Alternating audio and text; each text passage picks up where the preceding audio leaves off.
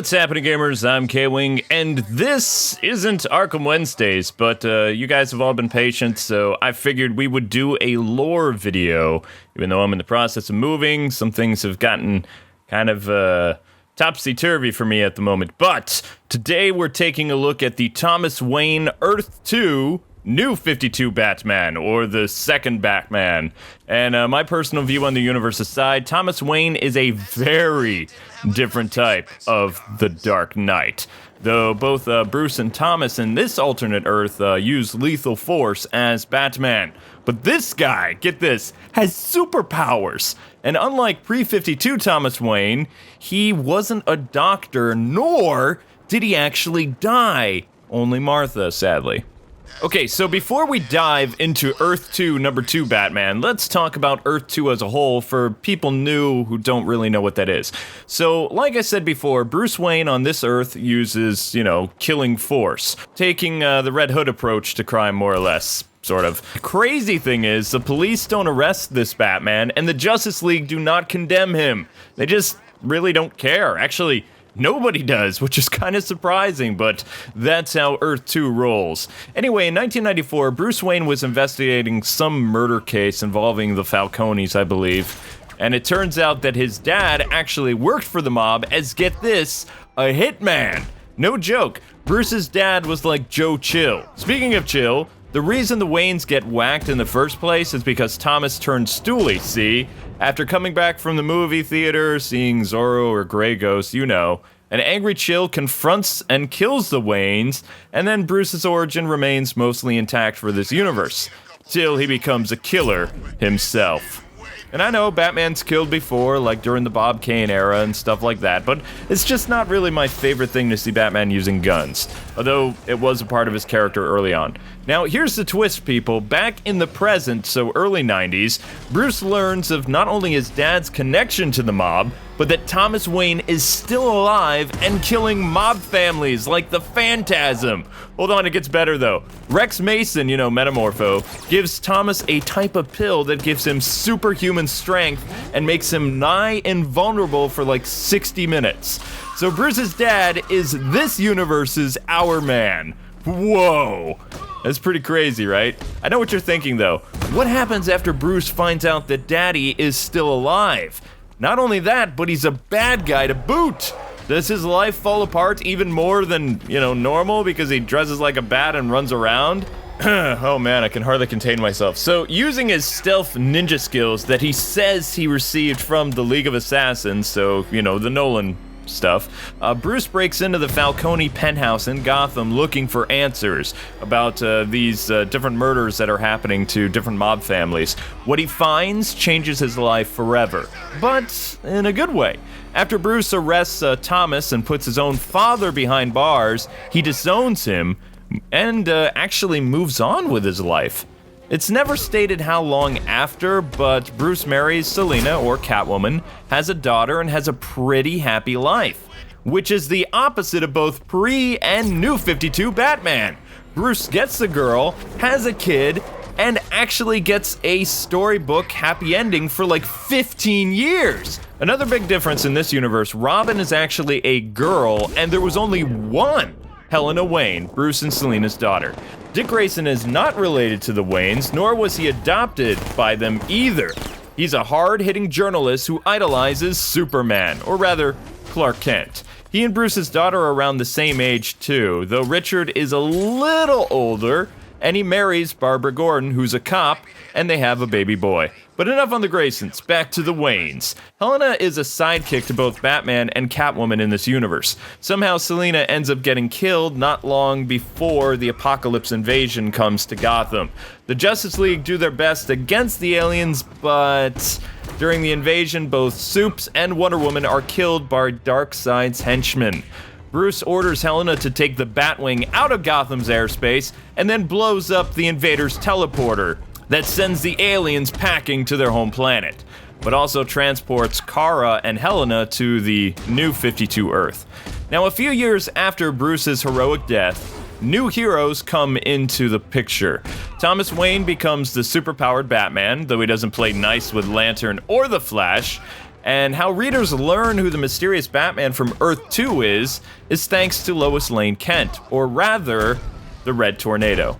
I'm really fuzzy on the details, but Batman attacks a weapons lab and kills and wounds tons of guards that work for Lois or something like that, or the Resistance. I don't really know.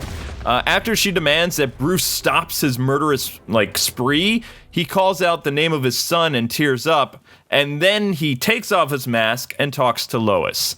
So what we learn from his origin is that when Thomas was a teenager, he saved the life of a big-time mobster, and they became friends. And the mob boss not only gave him a job, which was good because Thomas didn't have a job, the economy was terrible, he also introduced him to Martha, his future wife. In return, Thomas did some small favors for the family, so he wasn't a saint or a straight arrow by any means. After marrying Martha and having a baby boy, Bruce Wayne, Thomas wants out of the mob. Well, his boss isn't really thrilled with Thomas's retirement plans and calls a hit on him. You don't mess with the family, folks. However, Alfred Pennyworth saves the Waynes' lives, and Thomas is pretty shocked by Alfred's coolness factor and ninja skills. He's just thinking this guy irons his pants, but he just saved their lives. It's pretty awesome. Then the Waynes just continue their life as normal after that, thinking everything was going to be okay. Though one night, when returning from a movie premiere, they're mugged in an alley, and, well, you know the rest. Thomas then tells Lois how he survived the hit and had Leslie Tompkins, an old girlfriend of his, fake his death. He let his fortune go to his son and figured that Bruce would be okay because he has Alfred to look after him. Well, was he ever wrong, right? Ladies and gentlemen, Father of the Year, right there. Years later, using a drug that gives him an hour of superpowers, he's been hitting the different mob families that ruined his life.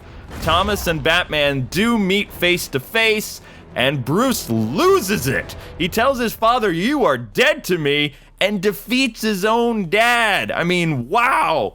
Thomas watches from afar his son grow up, get married, have a daughter, and then die as a hero for the entire Earth. This all happens during the annual Earth 2 comic book from the New 52, by the way. So after explaining to Lois how he took over the mantle of Batman, he kind of leads the League or Justice Society during the Second War with Darkseid, or something like that. And that's pretty much how Thomas became the Batman. So very different than his Flashpoint counterpart, who saw his son get killed before his very eyes, became the Batman, and then his wife was driven insane, and she became the Joker, which is also a pretty cool origin that we can probably do because there's a Flashpoint skin. But anyway, Batman becomes a part-time member of the New Justice Society, but no one likes him, nor do they really like his methods, which is the opposite of the Sun, because remember, he killed people too, and the Justice League thought he was awesome. Thomas kills people, and they don't like him. So, I see a double standard there, you know what I mean? So, just like his son, Thomas is the field commander for the group. He's really brilliant in that respect, and very necessary to the Justice Society. During Earth 2's final days, he fights Darkseid with his team, doing their best to help the people evacuate off the Earth before it explodes Krypton style. Even though the Earth blows up, the Justice Society is saved at the last second by some strange miracle and meet a being named Telios, or Talos. I never really know how to say his name right. There they learn about the fate of their world and witness the Convergence in front of them. And if you don't know what Convergence is, it was basically like a Hunger Games DC style, collecting all the known DC universes that have existed. So Silver Age, Bronze Age, 0 Hour, Flashpoint, Pre-52. New 52 was not a part of it, although Superman did show up, and Brainiac kind of kicked him off the planet. So basically what it was is Brainiac was collecting all these doomed realities, and he's making them fight for survival. And Telios then starts the games after Dad leaves the planet, or something like that. Anyway, so their Earth blew up. They're there on the planet. They're talking to Telios, and they all say, you know, this is wrong what Telios is doing, so they're gonna fight him. Well, Telios kicks their butts, and they're completely defeated, and then the games begin, and the different cities have to fight each other for survival. Somehow they end up escaping his wrath, though, even though they get pulled into the planet. And they look like they're going to die like the Injustice group. But Batman and Dick Grayson actually team up and explore the different cities together. And they get to know each other, sort of. Thomas tells Dick Grayson, like his counterparts, because they all saw the different heroes, the different Batmans and Robins and Green Lanterns, based on their own superhero identity. Talios showed them things. So he's telling Dick Grayson, like Thomas is, that you have a very important role in all of this. And Dick's just like, I'm a journalist, dude. I don't know any ninja moves. I'm just a nobody. All Dick can do is mostly reflect on the death of his wife and son, so he's kind of Mr. Mopey. So he's acting like Tim Drake, more or less, from the New 52. Anyway, Thomas, in their short time, you don't know how long it takes them to walk from city to city, he teaches Richard about the importance of Batman. After making their way to the Batman Incorporated Batcave, or Pre-52 Gotham, inside the Batcave, Dick is startled by this world's Oracle, who looks exactly like his late wife, except she's getting ready to immobilize him with, like, robot or computer tech stuff, because there's an intruder in the Batcave, yet he looks surprisingly like her husband. Alfred also talks to the young man and says that greatness runs in the family and gives him his favorite snack, which Grayson is like, how did this guy know I love this tea and these cookies? And it's like, hello, there's like multiple versions of you. Anyway, after that little heart-to-heart moment with Alfred, Bruce gives Grayson some protective armor and tells him he's proud of him, even though he doesn't know him. And Dick is like, what? So then Batman and Thomas Wayne Batman meet face to face and have a father-son chat. Although it's very brief because, Batman is a man of few words. So both Batmen, I think they exchange like maybe 10 words between the two of them. Thomas basically asks to borrow some equipment to go save his friends, and he's given a Batmobile to assist his friends. But I really love how Bruce trolls Thomas. He gives him the Grayson flying Bat car, created by Grant Morrison, which lots of fans always hated, and yours truly couldn't stand that car. Anyway, in the nick of time, Batman and Dick save the Justice Society and then tell them that they'll rendezvous with them later to go stop this weird, I don't know, he's kind of like Doctor Strange, he's an evil version of him. I don't remember his name, but it comes from that Justice League Unlimited episode where Kara and the kind of Iron Man knockoff and Green Lantern are underground in this city of, like, dinosaurs and barbarians trying to stop this. That's who that guy is. So if you've seen that episode, then you know who this evil wizard is. And he's collecting all these different time travelers and putting them outside of time so that he can control everything or something like that. So Convergence is actually 2 story arcs. What Talios is doing, the Hunger Games thing, and then what this other guy is doing kind of is like out of Doctor Who or something like that. So anyway, unknown to Scott and the others, the Grant Morrison Bat villains have actually followed Batman and Dick Grayson into the wasteland for a final showdown. So the Justice Society leaves the dynamic duo to deal with literally 50 of Gotham's nastiest bad guys, some even with superpowers. Right away, Batman tells Dick that this might be their final stand because he has no more of his super pills. Like, he's used them all back on Earth 2 or whatever. So this is the finale. But he says, we're gonna go out like heroes or whatever. And Dick's like, all right, I got your back, even though I have no idea what I'm gonna do. So he picks up some type of club or something. And just before he can attack, I think it was Pink Flamingo, which was one of his rogues in the Pre-52 when he and Damian were Batman and Robin. He gets picked up by Man-Bat, and he gets taken away. And then Thomas is brutal. Like, he kills probably 10 rogues right away. And the other rogues are just like, you're not like our Batman. And he's just like, yeah. So they somehow outnumber and overpower him, and they're saying how they're going to kill him, and then they're going to kill the other Batman, which is, where they come from, the Pre-52 universe.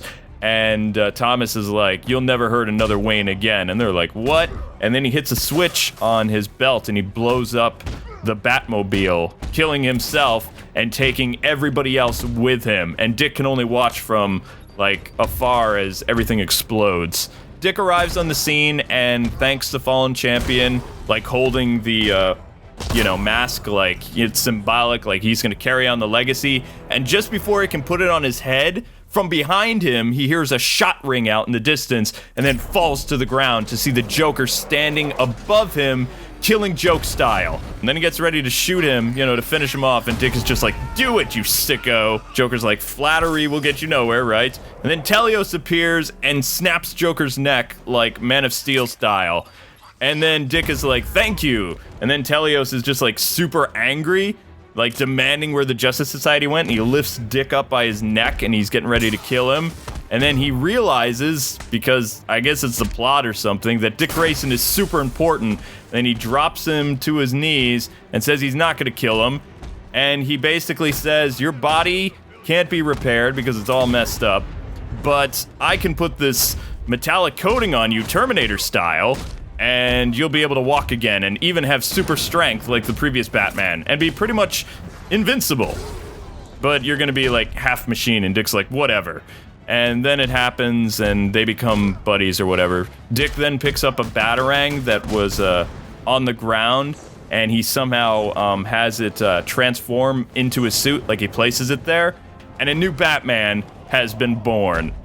Dick had a big role as Batman for the end of Convergence, and then everybody gets saved, and it gives me a headache thinking about it. But that's gonna do it for this lore, because we were focusing on Thomas Wayne. Thanks so much for taking the time to watch, ladies and gentlemen. I hope you learned something about Earth 2, number 2 Batman, Thomas Wayne, while punching crime in the face. In the comment section below, let me know what character skin you'd like to see in the next Arkham Knight lore video. Until we meet again, God bless and happy gaming. We have more Riddler stuff coming this week, and also the battle with Slade.